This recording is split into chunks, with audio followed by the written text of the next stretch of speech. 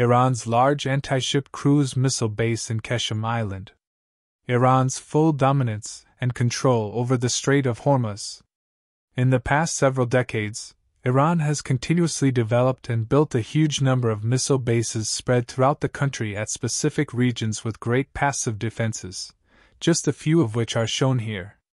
The number of these massive undermountain bases, well defended by nature and multiple rings of air defenses, speaks volume of massive fire Iran can produce in a short period of time, and certainly any attack on Iran is likely to have existential consequences for the attackers. One of these bases, which is of great importance, is in the Strait of Hormuz, a body of water that is of strategic value. This missile base, which is actually a long missile strip, is located in the south of the country on Qeshm Island and consists of a large number of tunnels built side by side along a strip almost 2 kilometers long and up to 100 meters above the ground. The strip includes 41 entrances hardened by thick layers of reinforced concrete, which can theoretically be up to 360 meters long. Therefore, it is obvious that this tactical base contains a huge arsenal of cruise missiles stored and placed on mobile launchers which can quickly drive out and fire at short notice. Consequently, with this tactical base, Iran has developed a unique capability to absolutely dominate the Strait of Hormuz along with its other land and sea-based capabilities. It can close the strait and take full control of it for a long period of time by establishing a large anti-access denial area at this strategically important region and beyond. The strategy of closing the Strait of Hormuz will certainly lead to severe economic strangulation of the Persian Gulf and other energy-hungry countries. Therefore, Iran will be able to inflict severe economic pain on its adversaries, especially the Americans, in a future conflict. Assuming that there are only 8 launchers in each tunnel with 3 missiles on them, this would mean that almost 1,000 cruise missiles can be fired from this missile base in the first and subsequent missile waves. The parameters assumed in this calculation are grossly underestimated.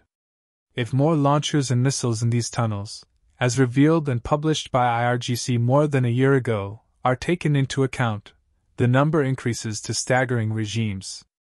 These missiles have most likely a range of 30 to 300 kilometers.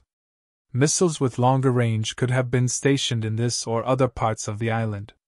With this base, acting as a fixed carrier, the entrance to and exit from the Strait of Hormuz will be under constant missile fire. In any potential future conflict, this base alone can destroy the world economy and raise the price of oil to $300 per barrel and more, if the Iranian operation continues. These 41 entrances are likely to be complex in structure and may even be interconnected along this 2-kilometer stretch to increase space for more launch vehicles and the ability to store more missiles. In this missile strip, the entrances of the tunnels do not face the sea but look directly onto the Iranian coast, so passive defense is well ensured here. The entrances are buried under a layer of rock and stone up to 13 meters thick and are massively hardened by reinforced concrete. Therefore, American cruise missiles such as Tomahawks, which are actually the backbone of any American first strike, will not be able to inflict heavy damage, especially since the entrances face north, towards the Iranian mainland. Consequently, this base can highly likely keep operating during an American counterattack and keep inflicting pain on Iran's enemies. A small part of this missile strip was developed in the last years, but a significant part was built and is in operation already since 2003. This missile strip is further protected and supported both defensively and offensively by Iranian air defenses on the coast and by various other missiles from the coast and Hormuzgan province.